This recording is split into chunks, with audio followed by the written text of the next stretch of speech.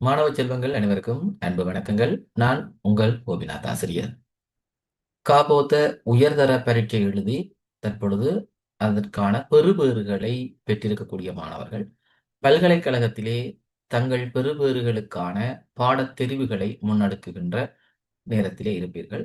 இந்த நேரத்திலே கலைப்பிரிவிலே பாடங்களை தெரிவு செய்த மாணவர்கள், அதிலும் குறிப்பாக கலைப்பிரிவிலே இந்து நாகரிகம் என்கின்ற பாடத்தை தெரிவு செய்த மாணவர்கள் தங்களுக்கான பல்கலைக்கழக பாடத்தெரிவிலே எந்தெந்த துறைகளுக்கு விண்ணப்பிக்கலாம் என்பது தொடர்பான ஆலோசனை வழங்குகின்ற ஒரு காணொளியாக இந்த காணொளி அமைய இருக்கிறது. பொதுவாக பல்கலைக்கழகத்திற்கான அடிப்படை அனுமதி தேவை என்பது 3 பாடங்களில் சாதாரண சித்தி, அதாவது எஸ் தரத்திலான சித்தியை பெறுவதாகும். எனவே எந்த ஒரு மாணவராக இருந்தாலும் நீங்கள் 3 பாடங்களிலும் சாதாரண சித்தியை, எஸ் தர சித்தியையும், அதே நேரம் உங்களுடைய பொது சாதாரண பரீட்சையிலே 30 புள்ளிகளுக்கு மேற்பட்ட பெறுபேற்றையும் கொண்டிருந்தால் நீங்கள் கட்டாயமாக பல்கலைக்கழகத்துக்கான விண்ணப்பத்தினை நிரப்பி சமர்ப்பிக்க வேண்டும். விண்ணப்பங்கள் நிகழ்நிலையிலே, அதாவது ஆன்லைனிலே சமர்ப்பிக்கப்படுவதனால் எந்த ஒரு மாணவரும் இந்த சந்தர்ப்பத்தினை தவற விடாமல் கண்டிப்பாக நீங்கள் விண்ணப்பத்தை சமர்ப்பிக்க வேண்டும். ஏனென்று சொன்னால் உங்களுக்கான சந்தர்ப்பங்கள் தாராளமாக இருக்கும். இந்த காணொளியை பொறுத்த வரைக்கும் இந்து நாகரிக பாடத்தை அடிப்படையாக கொண்டு தயாரிக்கப்பட்டிருந்தாலும் இது வெறுமனே இந்து நாகரிகத்தை மாத்திரம் எடுக்கக்கூடிய மாணவர்களுக்கானது அல்ல. பொதுவாக கலை பிரிவிலே கற்கக்கூடிய மாணவர்கள் எவ்வாறு பல்கலைக்கழகத்துக்கான தங்களுடைய துறைகளை தெரிவு செய்யலாம் என்பதையும் இதிலே நீங்கள் கண்டுகொள்ளலாம்.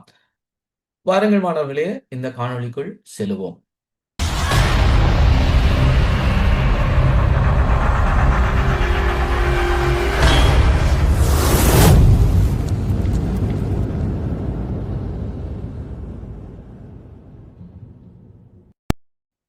பொதுவாக இந்து நாகரிக பாடத்தை கற்ற ஒரு மாணவர்கள் 26க்கு மேற்பட்ட துறைகளுக்காக தங்களுடைய பாடத்தெரிவுகளை முன்னெடுக்கலாம். பல்கலைக்கழக விண்ணப்பத்திலே 26க்கு மேற்பட்ட பாடத்துறைகளை மாணவர்கள் தெரிவு செய்யக்கூடிய சந்தர்ப்பங்கள் இருக்கிறது. ஆனால் பொதுவாக எங்களுடைய மாணவர்கள் வெறும் ஓரிரு துறைகளை மாத்திரம் தெரிவு செய்துவிட்டு விட்டு விடுவதை நாங்கள் காண்கிறோம். இதனால் பல சந்தர்ப்பங்கள் இழக்கப்படுகின்றன. மாணவர்களுக்கு தேவையான மிகச் சிறப்பான புதிய புதிய கற்கைகள் எல்லாம் அறிமுகப்படுத்தப்படுகின்ற வேளையிலே சில சரியான புரிதல் இன்மையினால் அல்லது தவறான தெரிவுகளால் மாணவர்கள் தங்களுக்கான சந்தர்ப்பங்களை இழந்து விடுகிறார்கள். இது வேறு மாணவர்கள் அந்த சந்தர்ப்பத்தினை பெறுவதற்கான வழியை ஏற்படுத்துகிறது.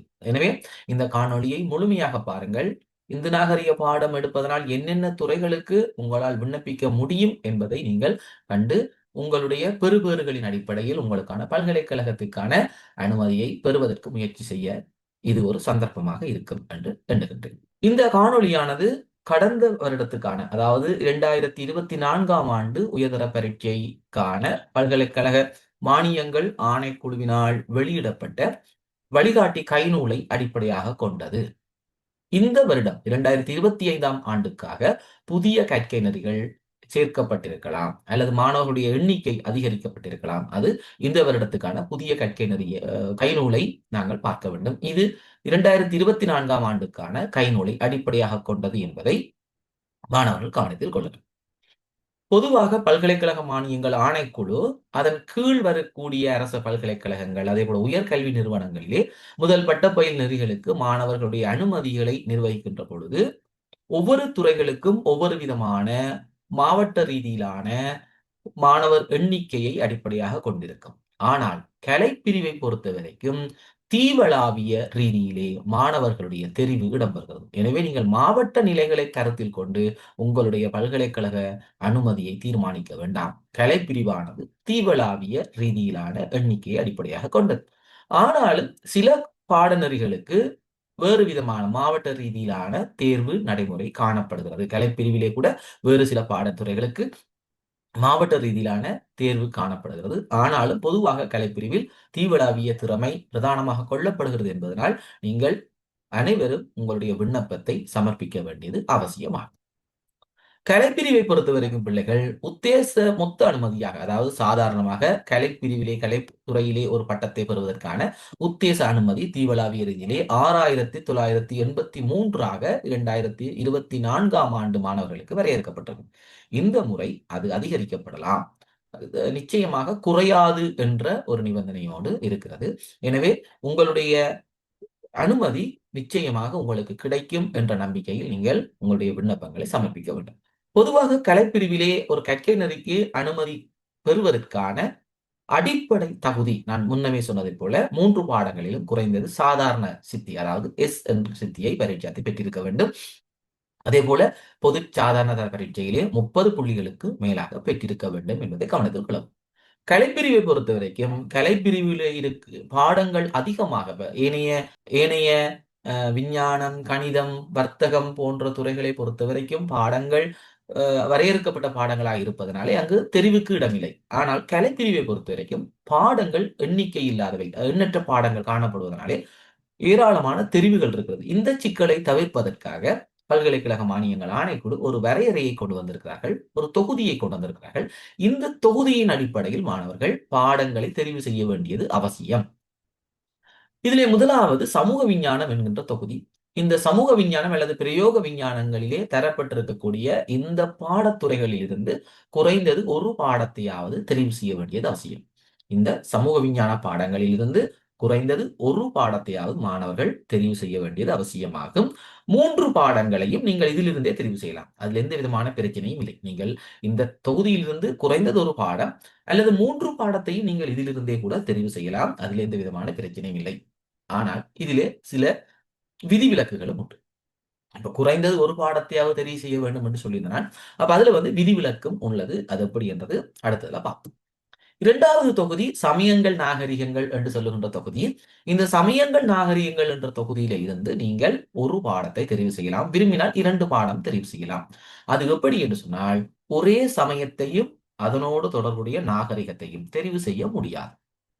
நீங்க இதிலிருந்து ஆக கூடுதலாக 2 பாடங்கள் தெரிவு செய்யலாம். ஆனால் ஒரே சமயத்தையும் அதனோடு தொடர்புடைய நாகரிகத்தையும் தெரிவு செய்ய முடியாது. உதாரணமாக இந்து சமயம் என்கின்ற பாடத்தை எடுத்த ஒரு மாணவர் இந்து நாகரிகத்தை தெரிவு செய்ய முடியாது. அதுக்கு பதிலாக வேறு ஒரு நாகரிகத்தையோ அல்லது வேறு ஒரு சமயத்தையோ நீங்கள் தெரிவு செய்யலாம். அப்ப இது தொகுதி 2. இது எங்களுடைய இந்து நாகரிகம் என்கின்ற பாடம் தெரிவு செய்த மாணவர்களுக்கு வருகின்ற தொகுதி. இதிலிருந்து நீங்கள் ஆக கூடுதலாக 2 பாடங்களை தெரிவு செய்யலாம். 3வது தொகுதி அழகியல் கற்கைகள். இந்த அழகியல் கற்கைகளிலே 4 பிரிவுகள் இருக்கிறது. வரைதல், நடனம், சங்கீதம், நாடகம், அரங்கியல் என்று சொல்லி இந்த தொகுதி மேலும் உபபிரிவுகளாக பிரிக்கப்படுகிறது. அதிலே முதலாவது வரைதல், அதிலே 2வது நடனம் என்பது சிங்கள நடனம், பரதநாட்டியம், சங்கீதத்திலே கீழத்தேய சங்கீதம், கர்நாடக சங்கீதம், மேலைத்தேய சங்கீதம், நாடகம், அரங்கியல் என்ற துறையிலே சிங்களம், தமிழ், ஆங்கிலம் என இவ்வாறு பிரிக்கப்பட்டிருக்கு.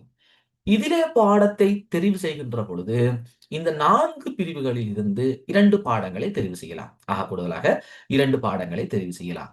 ஆனால் ஒரே பிரிவில் இருக்கக்கூடிய 2 பாடங்களை தெரிவு செய்ய முடியாது. உதாரணமாக சங்கீதம் என்ற பாடப்பிரிவில் இருக்கக்கூடிய கீழைத்தேய சங்கீதத்தையும் கர்நாடக சங்கீதத்தையும் சேர்த்து எடுக்க முடியாது. அதே போல நடனத்திலே இருக்கக்கூடிய பரதத்தையும் சிங்கள நடனத்தையும் கண்டிய நடனத்தையும் சேர்த்து எடுக்க முடியாது. மாணவன் விரும்பினால் சங்கீதம், நாடகம், நடனம், சங்கீதம் இப்படி ஏதாவது 2 துறைகளை தெரிவு செய்யலாம். ஆனால் உபபிரிவுகளுக்குள் 2ஐ ஒரே நேரத்தில் தெரிவு செய்ய முடியாது. 4வது தொகுதி மொழிகள் என்கின்ற தொகுதி. இந்த மொழிகள் தொகுதி 3 பாடப்பிரிவுகளை கொண்டது. ஒன்று தேசிய மொழிகள், சாஸ்திரிய மொழிகள், வெளிநாட்டு மொழிகள். முதலாவது தேசிய மொழிகள். இந்த தேசிய மொழிகளிலே இலங்கையினுடைய தேசிய மொழிகளான சிங்களம், தமிழ் என்பவற்றோடு ஆங்கில மொழியும் தரப்பட்டிருக்கிறது. மாணவர்கள் விரும்பினால் இந்த 3 தேசிய மொழிகளையும் தெரிவு செய்ய முடியும். நான் முதலாவது தொகுதி சமூக விஞ்ஞான பாடம் சொல்லுகின்ற பொழுது கட்டாயமாக ஒரு பாடத்தை தெரிவு செய்ய வேண்டும் என்று சொல்லியிருந்த நிலையிலே விதிவிலக்கும் உண்டு என்று சொல்லியிருந்தேன். அந்த விதிவிலக்கு என்னவென்று சொன்னால் தேசிய மொழிகள் 3ஐயும் ஒரு மாணவன் தெரிவு செய்கின்ற பொழுது வேறு பாடங்களை தெரிவு செய்ய வேண்டிய அவசியம் இல்லை. 2வது சாஸ்திரிய மொழிகளுக்குள்ளே அரபு, பாலி, சமஸ்கிருதம் ஆகிய மொழிகள் தரப்பட்டிருக்கிறது. இங்கு தேசிய மொழிகளோடு இந்த சாஸ்திரிய மொழிகளையும் மாணவர்கள் தெரிவு செய்வதற்கான சந்தர்ப்பம் இருக்கிறது. நீங்கள் தேசிய மொழிகளோடு சாஸ்திரிய மொழிகளையும் நீங்கள் தெரிவு செய்யலாம். 3வது வெளிநாட்டு மொழிகள் இருக்கிறது. இந்த வெளிநாட்டு மொழிகளிலே பார்த்தீர்களாக என்றால் சீன மொழி, பிரெஞ்சு மொழி, ஜெர்மன், ஹிந்தி, ஜப்பான் மொழி, மலாய் மொழி, ரஷ்யன் மொழி, கொரியன் மொழி ஆகிய மொழிகள் இங்கே காணப்படுகிறது. இவை வெளிநாட்டு மொழிகள். இந்த வெளிநாட்டு மொழிகள் என்பது பொதுவாக எங்களுடைய தமிழ் பிரதேச பாடசாலைகளிலே இல்லை. இவை மேல் மாகாணம், மத்திய மாகாணம் போன்ற பாடசாலைகளில் இவை நடைமுறையில் இருக்கிறது. மாணவர்களுக்கான சந்தர்ப்பம் அங்கு இருக்கு. அப்ப இந்த மொழிகளை பொறுத்த வரைக்கும் நீங்கள் ஒன்று தேசிய மொழிகள் மூன்றையும் தெரிவு செய்யலாம், அல்லது தேசிய மொழிகள் அதே போல சாஸ்திரிய மொழிகள்ல இருந்து நீங்கள் 3 மொழிகளை தெரிவு செய்யலாம். ஆனால் இந்த வெளிநாட்டு மொழிகளை நீங்கள் முழுமையாக தெரிவு செய்ய முடியாது. அதாவது 3 சாஸ்திரிய மொழிகளையோ அல்லது 3 வெளிநாட்டு மொழிகளையோ நீங்கள் தெரிவு செய்ய முடியாது. நீங்கள் விரும்பினால் தேசிய மொழியில் ஒரு மொழியையும் அதே போல மிகுதி 2ஐ சாஸ்திரிய மொழியிலிருந்து பெற்றுக்கொள்ளலாம். நீங்கள் 3ஐயும் சாஸ்திரிய மொழியாகவோ அல்லது வெளிநாட்டு மொழியாகவோ தெரிவு செய்ய முடியாது என்பதை கவனத்தில் கொள்ளும். இந்த அடிப்படையில், இந்த நியமங்களின் அடிப்படையில் நீங்கள் பாடங்களை, உங்களுடைய 3 பாடங்களையும் தெரிவு செய்கின்ற பொழுது அதற்கு அமைய உங்களுக்கான பல்கலைக்கழகத்திற்கான அனுமதிகள் கிடைக்கப்படும். அந்த வகையில் நாங்கள் முதலே சொன்னது போல கலைப்பிரிவிலே இந்து நாகரிகம் ஒரு பாடமாக எடுக்கக்கூடிய மாணவர்கள், இது மீண்டும் சொல்கிறேன், இது இந்து நாகரிகத்துக்கு மாத்திரமல்ல, இது பொதுவாக எல்லா மாணவர்களுக்கும் பொருந்தக்கூடியது. எடுக்கக்கூடிய 26க்கு மேற்பட்ட பாடத்தெரிவுகள் இருக்கிறது. அவை பற்றி சுருக்கமாக பார்ப்போம். முதலாவது கலை. கலை பற்றி நாங்கள் முதலே ஒரு அறிமுகம் பார்த்திருக்கிறோம். கற்கை நெறியினுடைய இலக்கம் 19. உத்தேச அனுமதி 6983 மாணவர்கள் உள்வாங்கப்பட்டிருக்கிறார்கள் 2024ஆம் ஆண்டு அடிப்படையாக கொண்டு. கலை இளமானி என்கின்ற பேச்சுலர் ஆஃப் ஆர்ட்ஸ் என்கின்ற பட்டம் இதற்கு வழங்கப்படும். கொழும்பு, பேராதனை, யாழ்ப்பாணம், கிழக்கு மற்றும் தென்கிழக்கு பல்கலைக்கழகங்களில் இந்த பட்டக்கற்கை வழங்கப்படுகிறது. இதற்கான அடிப்படை தகமை கலைப்பிரிவில் கைக்கிணறி ஒன்றுக்கு அனுமதி தகமை பெருமுகமாக கருதப்படுகின்ற 3 பாடங்களில் குறைந்தது சாதாரண சித்தி எஸ் பெற்றிருந்தால் போதும். நாங்கள் முன்னர் பார்த்த அந்த நியமங்களின் அடிப்படையிலே சமூக விஞ்ஞானம், சமயங்கள், நாகரீகம், அதே போல அழகியற் கற்கைகள், அடுத்தது மொழிகள். இந்த அடிப்படையிலே அந்த நியமங்களின் அடிப்படையில் 3 பாடங்களில் எஸ் என்கின்ற சாதாரண சித்தி இருந்தால் நீங்கள் இந்த கற்கை நெறிக்கு விண்ணப்பிக்க முடியும். இரண்டாவது சமூக பணி கற்கை நெறி. இந்த சமூக பணி கற்கை நெறி என்பது பேராதனை மற்றும் ஸ்ரீ ஜெயவர்தனபுர ஆகிய பல்கலைக்கழகங்களால் வழங்கப்படுகின்ற ஒரு கற்கை நெறி. இதற்கு 101 மாணவர்கள் அனுமதிக்கப்படுகிறார்கள். 112 என்கின்ற கற்கை நெறி இலக்கம் 101 மாணவர்கள் அனுமதிக்கப்படுகிறார்கள். சமூக பணி இளமானி கௌரவ பட்டம் bachelor of social work honours degree இதற்கு வழங்கப்படுகிறது. இதற்குரிய அடிப்படை தகமை கலைப்பிரிவில் கற்கை ஒன்றுக்கு அனுமதி தகமை பெருமுகமாக கருதப்படும் 3 பாடங்களில் குறைந்தது சாதாரண சித்தி பெற்றிருந்தல் போதும். மூன்றாவது கலை தகவல் தொழில்நுட்பம் இன்ஃபர்மேஷன் டெக்னாலஜி ஆர்ட்ஸ் 128 என்கின்ற கற்கை நெறி இலக்கம் 50 மாணவர்கள் இதற்கு அனுமதிக்கப்படுவார்கள். இதனுடைய பட்டம் கலை தகவல் தொழில்நுட்பத்தில் கௌரவமானி என்கின்ற கலை பட்டமாக இது கிடைக்கும். ஸ்ரீ ஜெயவர்தனபுர பல்கலைக்கழகத்திலே முன்னெடுக்கப்படுகின்ற ஒரு கற்கை நெறி. இதிலும் கலைப்பிரிவில் கற்கை ஒன்றுக்கான அனுமதி பெறக்கூடிய அடிப்படை தகமையான 3 பாடங்களை சித்தி அடைந்திருந்தால் போதும். அப்ப இந்த நிபந்தனைகளை மாணவர்கள் கருத்தில் கொண்டு சாதாரணமாக இந்த கற்கை நெறிகளுக்கு விண்ணப்பிக்க முடியும். 4வது முகாமைத்துவ கற்கைகள். இது வணிகத்துறை சார்ந்த ஒரு பட்டம். இப்ப கலைப்பிரிவிலே கற்கக்கூடிய மாணவர்கள் கலைப்பிரிவில் இருக்கக்கூடிய ஒரு பாடத்தை எடுப்பதன் மூலமாக வணிகத்துறை சார்ந்த ஒரு பட்டத்தையும் பெற்றுக்கொள்ள முடியும். கற்கை நெறிக்கான இலக்கம் 22. 458 மாணவர்கள் இதற்கு அனுமதிக்கப்படுகிறார்கள். வவுனியா பல்கலைக்கழகம், அதே போல கிழக்கு பல்கலைக்கழகத்துடைய திருகோணமலை வளாகம் ஆகியவற்றில் இந்த கற்கை நெறிகள் மேற்கொள்ளப்படுகிறது. மேனேஜ்மெண்ட் ஸ்டடீஸ் என்று சொல்வார்கள்.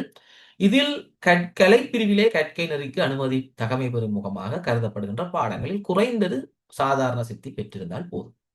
அதே நேரத்திலே இதிலே ஒரு நிபந்தனை இருக்கிறது. என்னவென்று சொன்னால், இந்த மாணவர்களை தெரிவு செய்கின்ற பொழுதில் வவுனியா பல்கலைக்கழகத்திற்கு தெரிவு செய்யப்படுபவர்களில் குறைந்தது 60% மாணவர்கள் வணிகவியல் பாடப்பிரிவிலிருந்து தெரிவு செய்யப்படுவார்கள்.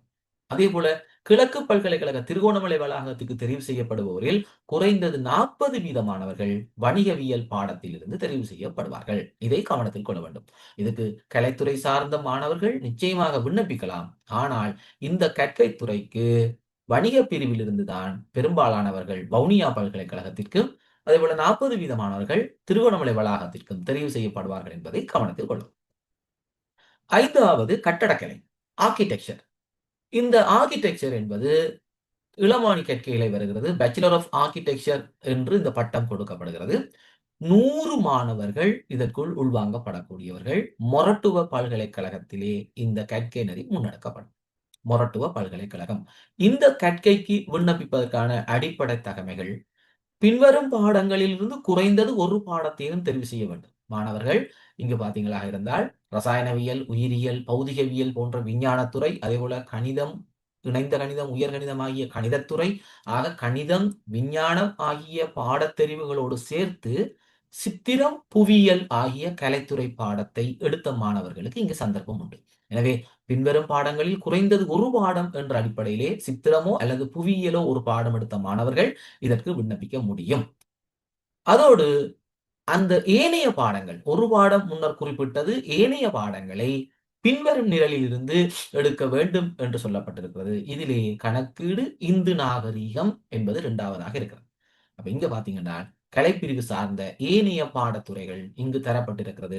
எனவே இந்த நிரலில் இருந்து கலைப்பிரிவு மாணவர்கள் புவியியலோ அல்லது சித்திரமோ எடுத்த ஒரு மாணவர் இங்கு ஏனைய பாடங்களை கலைத்துறையிலிருந்து எடுத்திருந்தால் இந்த ஆர்கிடெக்சர் அல்லது கட்டடக்கலை என்கின்ற பட்டத்துறையை பயில்வதற்கு அனுமதிக்கப்படுவார்கள். 100 மாணவர்கள் மாத்திரமே இந்த பயில் நிலைக்கு அனுமதிக்கப்படுவதனால் ஒரு வேலிடான இது கற்கநெறி என்பதை மாணவர்கள் புரிந்து கொள்ள வேண்டும். 6வது கற்கநெறி நவநாகரிக வடிவமைப்பும் உற்பத்தி அபிவிருத்தியும், fashion design and product development. இது 79 மாணவர்களை அனுமதிக்கின்ற ஒரு கற்கை நெறி. இதுவும் மொரட்டுவ பல்கலைக்கழகத்திலே வழங்கப்படுகிறது. நவநாகரிக வடிவமைப்பில் இளமானி கௌரவம், பேச்சுலர் ஆஃப் டிசைன் ஆனர்ஸ் என்கின்ற இந்த பட்டம் வழங்கப்படுகிறது. இதற்கான அடிப்படை தகுதி இதுவும் உயர்தர பரீட்சையில் ஏதாவது 3 பாடங்களில் ஆக குறைந்த எஸ் என்கின்ற சித்தியை பெற்றிருந்தால் போதும் என்று வழங்கப்படுகிறது. 7வது நிலத்தோற்ற கட்டடக்கலை, லேண்ட்ஸ்கேப் ஆர்கிடெக்சர் என்று சொல்லுவோம். 81 மாணவர்கள் இதற்கு அனுமதிக்கப்படுகிறார்கள். இது பேச்சுலர் ஆஃப் லேண்ட்ஸ்கேப் ஆர்கிடெக்சர் என்கின்ற நிலத்தோற்ற கட்டடக்கலை இளமானி என்கின்ற பட்டம் வழங்குகின்ற கற்கை. இதுவும் மொரட்டுவ பல்கலைக்கழகத்தினால் வழங்கப்படுகிறது. இந்த கற்கை அடிப்படை தகமை காப்போத உயர்தர பரீட்சையில் பின்வரும் பாடங்களில் குறைந்தது எஸ் சித்தி பெற்றிருக்க வேண்டும். பின்வரும் பாடங்களில் குறைந்தது ஒரு பாடத்தையும் தெரிவு செய்ய வேண்டும் என்று நாங்கள் முன்னமே சொன்ன அதே நிபந்தனை கலைப்பிரிவில் இருக்கக்கூடிய சித்திரம் மற்றும் புவியியல் ஆகிய பாடங்கள் எடுக்கக்கூடிய மாணவர்களுக்கான ஒரு வரப்பிரசாதமாக அமைகிறது. இதிலே சித்திரம் அல்லது புவியியல் எடுத்திருந்தால் ஏனைய பாடத்தை இந்த நிரலில் இருந்து எடுக்கலாம் என்ற அடிப்படையில் இந்து நாகரிகம் ஒரு பாடமாக இங்கு தரப்பட்டிருக்கிறது. 8வது கற்கை வடிவமைப்பு, டிசைன் என்பது இதுவும் மொரட்டுவ பல்கலைக்கழகத்தினால் வழங்கப்படுகின்ற ஒரு கற்கை. 87 மாணவர்கள் இதற்காக அனுமதிக்கப்படுகிறார்கள். வடிவமைப்பு கௌரவ இளமானி, பேச்சுலர் ஆஃப் டிசைன் ஆனர்ஸ் என்கின்ற ஆனர்ஸ் டிகிரி வழங்குகின்ற ஒரு கற்கை. இதற்கான தகுதி காப்போத்த சாதாரண உயர்தர பரீட்சையில் ஏதாவது 3 பாடங்களில் குறைந்தது சாதாரண சித்தி பெற்றிருக்க வேண்டும் என்பது. 9வது சட்டம். சட்டம் பொறுத்த வரைக்கும், சட்ட கற்கையை பொறுத்த வரைக்கும் உயர்தரத்திலே எந்த ஒரு பாடப்பிரிவிலே கல்வி பயின்ற மாணவரும் சட்டத்துறைக்கு விண்ணப்பிக்க முடியும். உயர்தரத்திலே எந்த ஒரு பாடப்பிரிவு, அது மருத்துவ உயிரியலா இருக்கட்டும், கணிதமாக இருக்கட்டும், வர்த்தகமாக இருக்கட்டும், கலையாக இருக்கட்டும், தொழில்நுட்பவியலாக இருக்கட்டும், எந்த ஒரு பாடப்பிரிவிலும் கல்வி பயின்றிருந்தாலும் சட்டத்திற்கு நீங்கள் விண்ணப்பிக்க முடியும். மொத்தமாக 495 மாணவர்கள் அனுமதிக்கப்படுவார்கள். சட்ட இளமானி என்கின்ற பட்டம் வழங்கப்படும். கொழும்பு, பேராதனை மற்றும் யாழ்ப்பாணம் ஆகிய பல்கலைக்கழகங்களில் இந்த கற்கை வழங்கப்படுகிறது. இதிலே இந்த குறைந்தது எஸ் என்கின்ற சித்தி இந்த நிரலில் இருந்து 3 பாடங்களை பெற்றிருக்க வேண்டும் என்று சொல்லப்படுகிறது. இந்த அடிப்படையில் முதலாவது இந்த தரப்பட்ட நிரலில் இருந்து 3 பாடங்கள் எடுக்க வேண்டும். அப்படி இல்லை என்று சொன்னால் இரண்டாவது மேலே தரப்பட்ட நிரலில் 1 அல்லது 2 பாடங்களையும் 3வது பாடத்தை கீழே உள்ள நிரலில் இருந்தும் பெற வேண்டும். அப்ப இந்த 3வது பாடமாக இந்து சமயம், இந்து நாகரிகம் ஆகிய பாடங்கள், சமயங்கள், நாகரிகங்கள் ஆகிய பாடங்களும், மொழிகள் போன்ற பாடங்களும் இதுக்குள்ளே இருக்கிறது. அப்ப நீங்கள் கலைப்பிரிவிலே ஏனைய பாடங்களை எடுத்திருந்தால் அந்த பாடங்களோடு சேர்த்து நீங்கள் இங்கே இருக்கக்கூடிய பாடங்களையும் எடுத்து நீங்கள் சட்டத்துறைக்கு நீங்கள் உள்நுழையலாம். 10வது கற்கை முகாமைத்துவமும் தகவல் தொழில்நுட்பமும், மேனேஜ்மெண்ட் அண்ட் இன்ஃபர்மேஷன் டெக்னாலஜி. 170 மாணவர்களை உள்ளிருக்கக்கூடிய ஒரு கற்கை. தென்கிழக்கு பல்கலைக்கழகத்தினால் இது வழங்கப்படுகிறது. இது ஒரு விஞ்ஞான இளமானி பட்டத்திற்குரியது.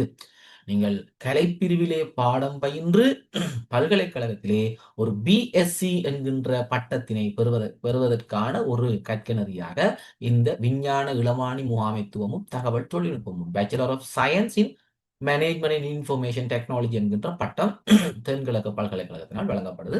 இதிலும் நீங்கள் உயர்தர பரீட்சையில் ஏதேனும் 3 பாடங்களில் குறைந்தது எஸ் தரத்தை பெற்றிருந்தால் போதுமானதா? 11வது கற்கையாக நாங்கள் கைத்தொழில் தகவல் தொழில்நுட்பம் என்கின்ற கற்கையை பார்க்க இருக்கிறோம். Industrial information technology. இது ஊவா வெல்லச பல்கலைக்கழகத்தினால் வழங்கப்படுகின்ற இதுவும் விஞ்ஞான இளமானி கௌரவ பட்ட கற்கையாகும். Bachelor of science honours in IIT in industrial information technology. 100 மாணவர்களை உள்ளிருக்கின்ற ஒரு கற்கை நெறி.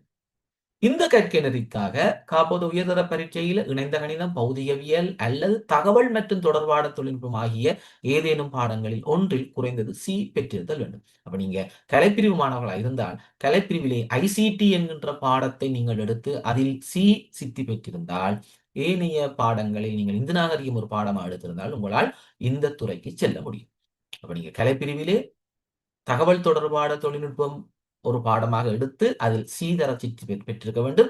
ஏனைய பாடங்களை நீங்கள் கலைப்பிரிவிலே இந்து நாகரிகம் ஒரு பாடமாக எடுத்திருந்தால் உங்களால் இந்த துறைக்கு செல்ல முடியும்.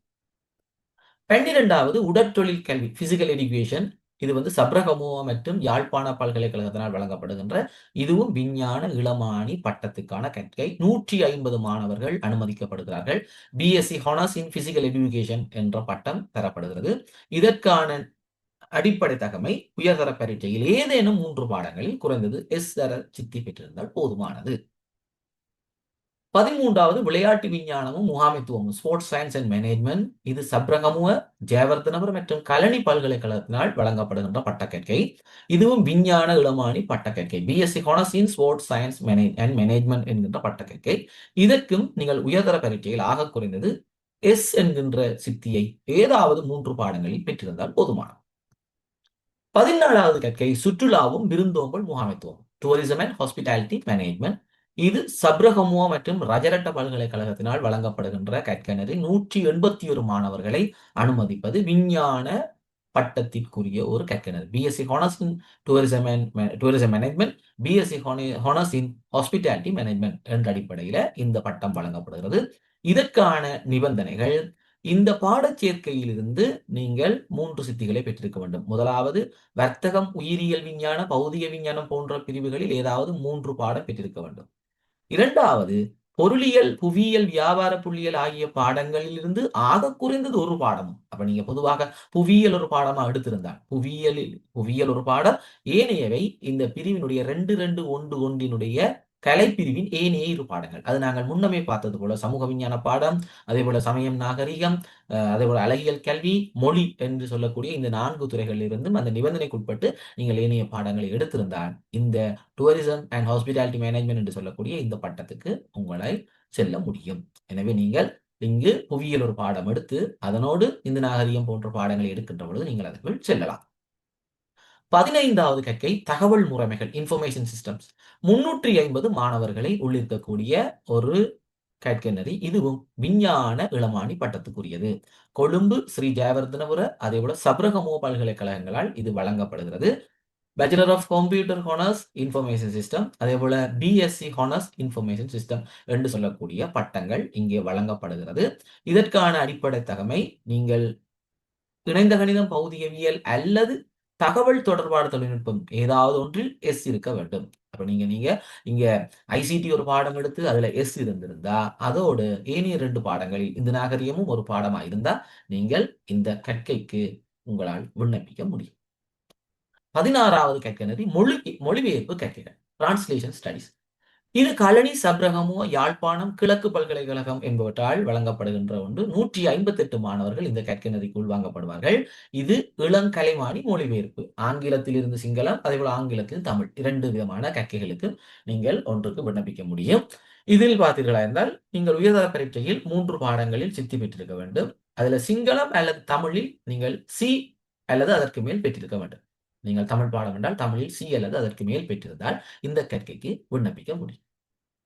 17வது திரைப்படம் தொலைக்காட்சி கற்கைகள் ஃபில்ம் அண்ட் டெலிவிஷன் ஸ்டடிஸ் என்று சொல்லுவோம். இது கழனி பல்கலைக்கழகத்தினால் வழங்கப்படுகின்ற ஒரு கலைமானி பட்டத்துக்குரியது. 60 மாணவர்கள் உள்ளிருக்கப்படுவார்கள். இதற்கான அடிப்படை தகமை உயர்தர பரீட்சையில் ஏதேனும் 3 பாடங்களில் எஸ் தர சித்தி பெற்றிருந்தால் போதுமானது. 18வது செயற்திட்ட முகாமைத்துவம் ப்ரொஜெக்ட் மேனேஜ்மெண்ட் என்று சொல்வது வவுனியா பல்கலைக்கழகத்தினால் வழங்கப்படுகின்ற வியாபார இளமானி அதாவது வர்த்தகத்துறை சார்ந்த ஒரு பட்டம் பிபிஎம் அல்லது பிபிஎம் ஹானர்ஸ் என்கின்ற பட்டம் 101 மாணவர்கள் இதற்குள் உள்ளிருக்கப்பட உள்ளார்கள். இதிலே பார்த்தீர்களாக இருந்தால் கீழே தரக்கூடிய பாடங்களில் இருந்து 2 பாடங்களில் குறைந்தது சி என்று சித்தி பெற்றிருக்க வேண்டும். இதில் இருக்கக்கூடிய 2 பாடங்களில் குறைந்தது சி சித்தி பெற்றிருக்க வேண்டும். அதில் பார்த்தீர்களா இருந்தால் கலைப்பிரிவிலே பொருளியல், புவியியல், தகவல் தொடர்பான தொழில்நுட்பம் ஆகிய பாடங்கள் இருக்கிறது. எனவே இந்த பாடம் உள்ளடங்கலாக நீங்கள் இந்து நாகரிகம் ஒரு பாடம் எடுத்திருந்தால் உங்களால் இந்த கற்கைக்கு விண்ணப்பிக்க முடியும். காப்பது உயர்தர பரீட்சையில் 3 பாடங்களில் சித்தி பெற்றிருப்பதோடு பின்வரும் 2 பாடங்களில் குறைந்தது சி பெற்றிருக்க வேண்டும். எனவே இங்க நீங்க புவியியல், தகவல் தொடர்பான தொழில்நுட்பம், இந்து நாகரிகம் என்ற பாடம் எடுத்திருந்தால் உங்களால் இந்த கற்கைக்கு செல்லலாம். அல்லது புவியியல், பொருளியல், இந்து நாகரிகம் என்ற பாடங்களை எடுத்திருந்தால் இந்த கற்கைக்கு செல்லக்கூடியதாக இருக்கும். 19வது தகவலும் தொடர்பான தொழில்நுட்பமும் information and communication technology Rajarata மற்றும் வவுனியா பல்கலைக்கழகத்தினால் வழங்கப்படுகின்ற ஒரு விஞ்ஞான இளமானி கற்கைக்குரியது. பிஎஸ்சி ஐடி என்கின்ற பட்டம் 285 மாணவர்கள் உள்ளிருக்கப்படுகிறார்கள். இதிலே இணைந்த கணிதம் அல்லது பௌதிகவியல் அல்லது தகவல் மற்றும் தொடர்பான தொழில்நுட்பம் ஆகியவற்றில் ஏதேனும் ஒன்றில் குறைந்தது சி. எனவே ஐசிடி நீங்க உயர்தரத்தில் ஐசிடி ஒரு பாடமாக எடுத்து அதிலே சி எடுத்திருந்தால் ஏனைய 2 பாடங்களில் இந்து நாகரிகம் ஒரு பாடம் எடுத்து உங்களால் சித்தி பெற்றிருந்தால் இந்த கற்கைக்கு உங்களால் விண்ணப்பிக்க முடியும். 20வது வினா புவியியல் தகவல் விஞ்ஞானம் ஜியோகிராபிக்கல் இன்ஃபர்மேஷன் சயின்ஸ் ஜிஐஎஸ் என்று சொல்லுவோம். பேராதனை பல்கலைக்கழகத்தினால் வழங்கப்படுகின்ற பிஎஸ்சி தர பட்டம் அதாவது விஞ்ஞான இளமானி பட்டம் பிஎஸ்சியின் ஜிஐஎஸ் என்கிறது 75 மாணவர்களுக்கான அனுமதி இங்கு இருக்கிறது. இதற்கான நிபந்தனை எங்களுடைய உயிரியல் பிரிவு, பௌதிக விஞ்ஞான பிரிவு போன்ற துறைகள் அல்லது எங்களுடைய கலைப்பிரிவிலேயே முன்னர் சொன்ன நிபந்தனைகளுக்கு உட்பட்டு 3 பாடங்களில் எஸ் தர சித்தி பெற்றிருந்தால் இந்த துறையை நீங்கள் தெரிவு செய்ய முடியும். 21வது மனிதவள மேம்பாடு ஹியூமன் ரிசோர்ஸ் டெவலப்மெண்ட் 85 மாணவர்களுக்கான சந்தர்ப்பம் இங்கே இருக்கிறது. ஊவா வெல்லச பல்கலைக்கழகத்தினால் வழங்கப்படுகின்ற ஒரு முகாமைத்துவ பட்டத்துக்குரியது. BBM bachelor of business management honours in HRD human resource development என்று சொல்லக்கூடிய பட்டம். இந்த பட்டத்திற்கு குறைந்தது நீங்கள் 3 பாடங்களில் சித்தி பெற்றிருந்தால் போதுமானதா. 22வது யோகா மற்றும் மன நிகழ்வுகளின் ஆய்வு யோகா அண்ட் பெரப்சைக்காலஜி என்று சொல்லக்கூடிய இந்த கற்கை நெறியை பொறுத்த வரைக்கும் கம்பகாவில் இருக்கிற விக்ரமாராய்ச்சி சுதேச மருத்துவ பல்கலைக்கழகத்திலே இந்த கற்கை நெறி முன்னெடுக்கப்படுகிறது. 75 மாணவர்களுக்கான அனுமதி உண்டு. இந்த கற்கை நெறியை தொடர்வதற்கு காப்போது உயர்தர பரீட்சையில் குறைந்தபட்சம் ஏதேனும் 3 பாடங்களில் எஸ் தர சித்தி இருந்தால் போதுமானது. 23வது சுதேச அறிவியல் மீதான சமூக கல்வி சோசியல் ஸ்டடீஸ் இன் இண்டிஜீனியஸ் நாலேஜ் என்று சொல்லக்கூடியது கம்பகா விக்ரமாராய்ச்சி சுதேச மருத்துவ பல்கலைக்கழகம் வழங்குகின்ற இந்த கற்கைக்கு 70 மாணவர்கள் உள்ளிருக்கப்படலாம். இதுவும் ஒரு விஞ்ஞான பட்டம் BSc honours social studies indigenous knowledge என்று சொல்லக்கூடியது. இதற்குரிய அடிப்படை தகமை ஏதாவது 3 பாடங்களில் குறைந்தபட்ச எஸ் தர சித்தி இருந்தால் போதுமானது. 24வது நிதி பொருளியல் பினான்சியல் எக்கனாமிக்ஸ் என்று சொல்லக்கூடியது ஸ்ரீ ஜெயவர்தனபுர பல்கலைக்கழகம் வழங்குகின்ற கலைப்பிரிவு சார்ந்த இந்த கற்கை நெறிக்கு 50 மாணவர்கள் உள்ளிருக்கப்படுவார்கள். BA honours in financial economics. இங்கு நீங்கள் உயர்தர பரீட்சையிலே குறைந்தபட்சம் பி என்கின்ற சித்தியை பொருளியலில் நீங்கள் பெற்றிருக்க வேண்டும். கலைப்பாட பிரிவு அல்லது வர்த்தக பாட பிரிவில் ஏதேனும் 2 பாடங்களில் எஸ் பெற்றிருந்தால் போதும். எனவே நீங்கள் கலைப்பிரிவிலே இந்து நாகரிகத்தோடு பொருளியலையும் ஒரு பாடமாக எடுத்திருந்தால் உங்களுக்கு இந்த கற்கை நெறி செல்வதற்கான சந்தர்ப்பம் கிடைக்கும். 25வது கற்கை நெறி ஆங்கிலம் மற்றும் பிரயோக மொழியியல் English language and applied linguistics. இது ஊவா வெல்லச பல்கலைக்கழகத்தினால் வழங்கப்படுகின்ற ஒரு கலைமானி பட்டத்துக்கான கற்கை. 50 மாணவர்கள் இதற்கு உள்ளிருக்கப்படுவார்கள். இதற்கான அடிப்படை தகமை நீங்கள் உயர்தரத்தில் ஏதேனும் 3 பாடங்களில் சாதாரண சித்தி இருந்தால் போதுமானது. 26வது ஆக்கத்திறன் இசை தொழில்நுட்பம் மற்றும் உற்பத்தி திறன் creative music technology and production. இது ஸ்ரீ ஜெயவர்தனபுர பல்கலைக்கழகத்தினால் வழங்கப்படுகின்ற ஒரு கலைமானிப்பட்ட கற்கை நெறி. 50 மாணவர்கள் இதற்கு உள்வாங்கப்படுவார்கள். இதற்கும் நீங்கள் உயர்தர பரீட்சையில் குறைந்தபட்சம் எஸ் சாதாரண சித்தியை 3 பாடங்களில் பெற்றிருந்தால் போதுமானது. ஆக நாங்கள் இங்கு பார்த்த இந்த 26 கற்கை நெறிகளிலே நீங்கள் இந்து நாகரிகத்தை ஒரு பாடமாக எடுத்திருந்து அதே நேரம் ஏனைய நிபந்தனைக்குரிய பாடங்களையும் எடுத்திருந்தால் தாராளமாக உங்களால் இந்த கற்கை நெறிகளுக்கு விண்ணப்பிக்க முடியும். இங்கு கற்கை நெறிகளை பொறுத்தவரைக்கும் தமிழ் மற்றும் ஆங்கிலம், சிங்களம் ஆகிய மொழி ஊடகங்களில் முன்னெடுக்கப்படுகின்ற கற்கை நெறிகள் இருக்கிறது. இந்த கற்கை நெறிகளுக்கு இதைவிடவும் சில நிபந்தனைகள் பல்கலைக்கழகங்களால் முன்வைக்கப்பட்டிருக்கும். குறிப்பாக காப்போத்த சாதாரண தரத்திலே ஆங்கில பாடம், கணித பாடம், விஞ்ஞான பாடம் போன்ற பாடங்களிலே அவர்கள் உயர் சித்திகளை கேட்டிருப்பார்கள். அதேபோல சில பல்கலைக்கழக கற்கை நீங்கள் தனியான பொது சாதாரண பரீட்சை ஒன்று நீங்கள் எழுத வேண்டும். மொழி உளச்சார்பு பரீட்சை ஒன்று எழுத வேண்டும். அந்த பரீட்சையை எழுதி அதில் சித்தி அடைந்தால் மாத்திரம்தான் அனுமதி பெறலாம். இப்படியான சில பிரத்யேகமான நிபந்தனைகளும் முன்வைக்கப்பட்டிருக்கும். இந்த 26 கற்கைகள் தவிர்ந்த இன்னும் பல கற்கைகளுக்கு விண்ணப்பிக்க முடியும். அது நீங்கள் நிகழ்நிலையிலே நீங்கள் விண்ணப்பத்தை சமர்ப்பிக்கின்ற பொழுது அங்கு தெரிவு செய்யக்கூடிய அத்தனை பாடத்துறைகளையும் அத்தனை கற்கை நெறிகளையும் தெரிவு செய்து அத்தனை பல்கலைக்கழகங்களை நீங்கள் தெரிவு செய்கின்ற பொழுது உங்களுடைய தெரிவு ஒழுங்கின் அடிப்படையில் உங்களுக்கான கற்கை நெறி கிடைப்பதற்கு சந்தர்ப்பம் இருக்கிறது. பொதுவாக உங்கள் மாணவர்கள் இந்த கற்கை நெறிகளுக்கு விண்ணப்பிக்கின்ற பொழுது வெறும் கலைப்பாடத்தை மாத்திரம், கலைத்துறையை மாத்திரம், இளமானி கற்கையை மாத்திரம் தெரிவு செய்துவிட்டு விட்டு விடுவார்கள். அங்கு இளமானி கற்கைக்கான தெரிவுகள் போதாத நேரங்களில் உங்களுக்கு வேற கற்கைகள் உங்களுக்கு வழங்கப்படாது. எனவே உங்களுடைய பெறுபேறுகளின் அடிப்படையில் நீங்கள் பெற்றுக்கொண்ட பெறுபேறுகளின் அடிப்படையில் உங்களுக்கு என்னென்ன கற்கை நெறிகளுக்கு தெரிவு செய்யலாம் என்ற சந்தர்ப்பம் இருக்கிறதோ அத்தனை கற்கை நெறிகளுக்கு நீங்கள் உங்களுடைய தெரிவினை வழங்க வேண்டும். அப்பொழுதுதான் உங்களுக்கு ஏதாவது ஒரு கற்கை நெறியானது உங்களுடைய பெறுபேறுகளுக்கு ஏற்ப உங்களுக்கு கிடைக்கும் என்பதை நீங்கள் கவனத்தில் கொள்ளணும். எனவே மாணவர்கள் இந்த பல்கலைக்கழகத்துக்கான விண்ணப்பங்களை சமர்ப்பிக்கின்ற பொழுது இந்த தெரிவுகளை மிகச் சரியாக பயன்படுத்திக் கொள்ளுங்கள். சந்தர்ப்பங்களை சரியாக பயன்படுத்திக் கொள்ளுங்கள். இந்த காணொளியின் மூலமாக இந்த பல்கலைக்கழக மானியங்கள் ஆணைக்குழுவினுடைய கைநூலை நீங்கள் மீண்டும் ஒரு தடவை நன்றாக வாசிக்க வேண்டும் என்கின்ற ஒரு எண்ணம் உங்களுக்கு ஏற்பட்டிருக்கும். அதேபோல உயர்தரத்திலே பாடங்களை தெரிவு செய்வதற்கு காப்போத்த சாதாரண தர பரீட்சை எழுதிய மாணவர்கள் உயர் தரத்திலே பாடங்களை எவ்வாறு தெரிவு செய்ய வேண்டும் என்பது தொடர்பாகவும் நீங்கள் கவனம் செலுத்த வேண்டிய ஒரு தேவை இருக்கிறது. நீங்கள் உங்களுடைய எதிர்காலம், உங்களுடைய லட்சியம், உங்களுடைய கனவு என்பவற்றை அடைவதற்கு ஏற்ற உங்கள் பாடத்தெரிவுகள் உயரத்திலே இருக்க வேண்டும் என்பதை நீங்கள் கவனத்தில் கொள்ள வேண்டும். இந்த பாடத்தெரிவுகளை பொறுத்தவரைக்கும், பல்கலைக்கழக பட்டங்களை பொறுத்தவரைக்கும் சாதாரணமாக ஒரு இளமானி கலை இளமானி பட்டம் பெற்று வருகின்ற ஒரு மாணவன் தன்னுடைய எதிர்காலத்திலே இலங்கையில் இருக்கக்கூடிய இந்த சேவைகள், அதாவது இலங்கை நிர்வாக சேவையா இருக்கலாம், இலங்கையில் இருக்கக்கூடிய ஏனைய தீவளாவிய சேவைகளுக்கான அடிப்படை நிபந்தனை என்பது பல்கலைக்கழக மானியங்கள் ஆணைக்குழுவினுடைய அனுமதி பெற்று ஒரு பட்டம் இருக்க வேண்டும் என்பது. எனவே நீங்கள் அந்த துறைகளுக்கும் உங்களை உள்நுழைத்துக் கொள்வதற்கு நீங்கள் ஒரு பட்டத்தை கட்டாயம் பெற்றிருக்க வேண்டும் என்ற நிலையில உங்களுடைய இந்த பல்கலைக்கழக பிரவேசத்திற்கான முயற்சியை கண்டிப்பாக நீங்கள் செய்ய வேண்டும். அது உங்களுடைய எதிர்காலத்திற்கு மிகவும் பயனுள்ளதாக இருக்கும் என்பதை இந்த இடத்திலே மீண்டும் ஒரு தடவை வலியுறுத்திக் கொள்கிறேன். எனவே பிள்ளைகள், இந்த காணொளியானது இந்து நாகரிகம் என்கின்ற பாடத்தை, இந்து நாகரிகம் அதே நேரத்தில் இந்து சமயம் ஆகிய பாடங்களை எடுக்கின்ற மாணவர்கள் ஏராளமான கற்கனர்களுக்கு தங்களால் விண்ணப்பிக்க முடியும் என்கின்ற ஒரு நம்பிக்கையை தருவதற்காக தயாரிக்கப்பட்டது. எனவே நீங்கள் உயர்தரத்திலே உங்களுடைய பாடசாலை, அதே போல உங்களுடைய விருப்பு, உங்களுடைய ஆர்வம், அதேபோல உங்களுக்கு இருக்கக்கூடிய வளங்கள் என்பவற்றின் அடிப்படையிலே நீங்கள் தெரிவு செய்கின்ற பாடங்கள் உங்களுக்கு பல்கலைக்கழகம் செல்வதற்கான போதிய வசதியை தர வேண்டும். அது தருவதற்காக நீங்களும் முயற்சி செய்ய வேண்டும் என்பதை உங்களுக்கு நிச்சயமாக தெளிவுறுத்துவதற்காகத்தான் இது தயாரிக்கப்பட்டது. இது உங்களுக்கு பயனுள்ளதாக இருந்திருக்கும் என்று நம்புகின்றேன். இது தொடர்பாக உங்கள் கருத்துக்களை தாராளமாக கமெண்ட் செய்யுங்கள். அதேபோல உங்கள் நண்பர்களுக்கும் பகிர்ந்து கொள்ளுங்கள். அவர்களும் இந்த பாடத்தெரிவுகளை சரியாக பின்பற்றி கற்கை நெறிகளுக்கு தங்களை உள்நுழைத்துக் கொள்ளட்டும். அந்த வகையில் பிள்ளைகள் இந்த காணொளியை பார்வையிட்ட அனைவருக்கும் நன்றிகளை கூறிக்கொள்கிறேன். நன்றி, வணக்கம்.